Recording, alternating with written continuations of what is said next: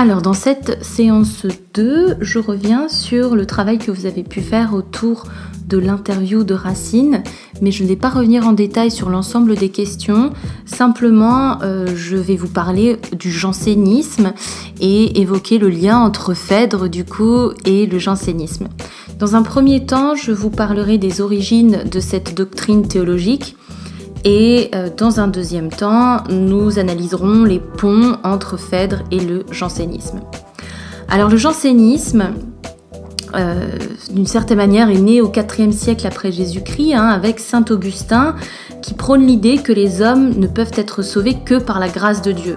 Donc il est impossible en fait pour l'homme d'atteindre le salut sans le concours un peu incertain de la grâce divine. Et du coup, cette vision repose principalement sur deux thèses. La première, c'est l'idée de la prédestination. En fait, Dieu aurait décidé d'accorder le salut à certains hommes seulement, donc pas à tous. C'est ça ce qu'on appelle l'idée de la prédestination, être prédestiné à la grâce divine.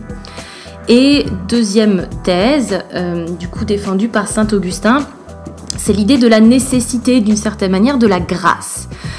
J'explique, l'homme, selon saint Augustin, a toujours besoin de Dieu pour accomplir des actions vertueuses. Donc selon les augustiniens, l'humanité est profondément livrée à ses passions et est totalement incapable de vertu. Donc tout se passe comme si l'homme ne pouvait être vertueux. Donc si vous voulez, les augustiniens condamnent sévèrement les passions. Et donc en fait, les vertus, soi-disant cultivées par l'homme, ne seraient finalement qu'apparentes, ne seraient que des vices déguisés et relèveraient en fait d'une forme d'amour-propre de l'homme. Qu'est-ce que ça signifie? Quelles conséquences est-ce que du coup on peut y lire? C'est l'idée en fait que tout chrétien se trouve profondément réduit à craindre et à espérer cette grâce tout en reconnaissant sa dépendance totale envers Dieu. Et alors dans la lignée de saint Augustin se situe Jansénus, qui est un théologien hollandais du XVIe siècle, 16e-17e, qui a du coup exposé son point de vue sur la possibilité de faire le bien ou le mal dans une œuvre qui s'appelle l'Augustinus et qui est parue en 1640. Cette doctrine des jansénistes se répand en France, notamment grâce à l'abbaye de Port-Royal et grâce à ses petites écoles. Et Racine, justement, est élève des petites écoles de Port-Royal de 1649 et 1653, et il demeure jusqu'en 1658. De remarquables professeurs d'ailleurs s'occupent de lui, notamment Antoine Arnaud, Pierre Nicole, qui est l'auteur de La logique de Port-Royal. Entre 1661 et 1669, le groupe de Port-Royal passe par une période du coup très difficile. Les jansénistes sont emprisonnés, condamnés par le pouvoir. La police ferme les petites écoles et veut même détruire le couvent de Port-Royal des Champs.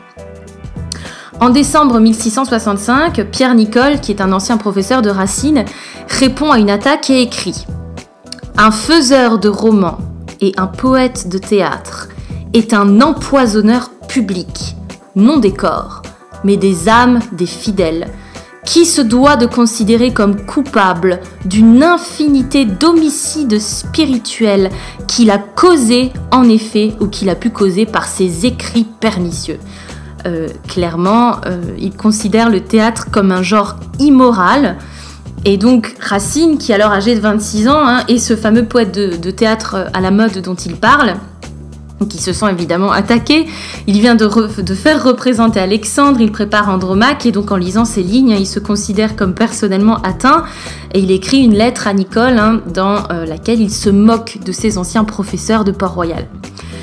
En 1667, Pierre Nicole publie son traité de la comédie, dont la préface critique très ouvertement Racine et condamne même le théâtre de Corneille. Et en 1677, dans la préface de Phèdre, Racine essaye de faire la paix avec Nicole. Dans un deuxième temps, on va s'intéresser du coup au pont entre Phèdre et le jansénisme. Alors, certains pensent d'une certaine manière, avancent l'idée que Phèdre serait une œuvre qui viendrait renouer avec, si vous voulez, l'éducation janséniste de Racine.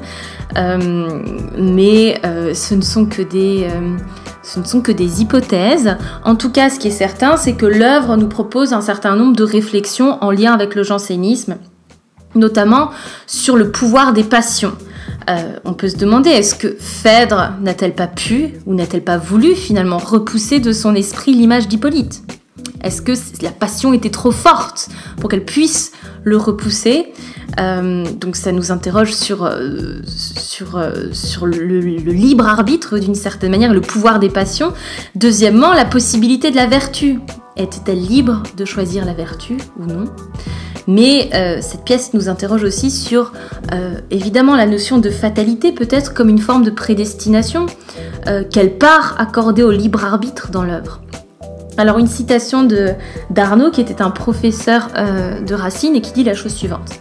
« Il n'y a rien à reprendre au caractère de Phèdre, puisqu'il nous donne cette grande leçon, que lorsqu'en punition de fautes précédentes, Dieu nous abandonne à nous-mêmes et à la perversité de notre cœur, il n'est point d'excès où nous ne puissions nous porter, même en les détestant. » En bref, donc pour résumer, il y a deux écoles de doctrine qui sont mises en avant, en tout cas au XVIIe siècle. D'une part, le jansénisme, qui croit à l'idée de la prédestination, de l'impuissance des actes dans l'obtention d'une forme de salut, car la grâce est accordée de manière incertaine par Dieu. Donc l'homme, selon les jansénistes, ne peut rien faire pour son salut qui est tout entier entre les mains de Dieu. Le jansénisme est par ailleurs condamné par le pape en 1653 et le pouvoir royal prend parti pour les jésuites. Et les jésuites, donc ce sont les membres de cette congrégation catholique masculine qui s'appelle la Compagnie de Jésus et qui a été fondée en 1540 par l'espagnol Ignace de Loyola. Les jésuites insistent davantage sur la liberté personnelle et la nécessité pour l'homme de faire de bonnes actions, de se laver de ses péchés pour obtenir la grâce de Dieu. Donc pour les jésuites, la grâce est accordée à tous et c'est à l'homme de diriger sa vie pour l'obtenir. Donc les deux s'opposent véritablement, comme j'ai pu le mentionner, sur la question de la grâce divine. Voilà pour ce point sur le jansénisme et le lien entre Phèdre et le jansénisme.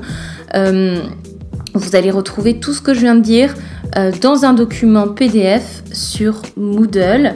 J'espère que c'était clair.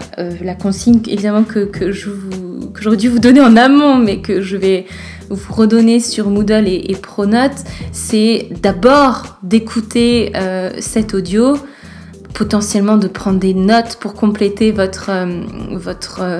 question, je crois que c'était la question 3 de l'interview, et ensuite de relire le document récapitulatif.